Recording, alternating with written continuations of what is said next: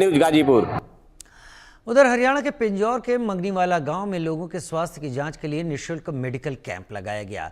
ये medical camp Pandit Kedarnath Sharma hospital and charitable trust की तरफ से लगाया गया। इस कैंप में सामान्य रोग विशेषज्ञ, हड्डी रोग विशेषज्ञ और नेत्र रोग विशेषज्ञों ने लोगों के स्वास्थ्य की जांच की। कैंप में निःशुल्क रक्त जांच के साथ ही मरीजों को दवाइयां भी दी गईं। मेडिकल कैंप में बड़ी संख्या में लोगों ने स्वास्थ्य सेवाओं का लाभ उठाया। वहीं कालका से विधायक शक्ति रानी शर्मा ने मेडिकल कैंप में पहुंचकर जायजा भी लिया। इस दौरान विधायक शक्ति रानी शर्मा ने डॉक्टर्स और लोगों से मुलाकात की।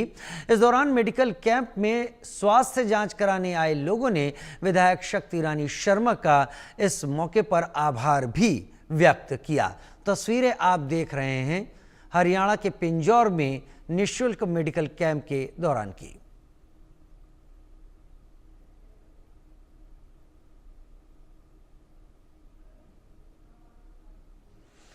सत्ता की लड़ाई, साथ साथ आए भाई।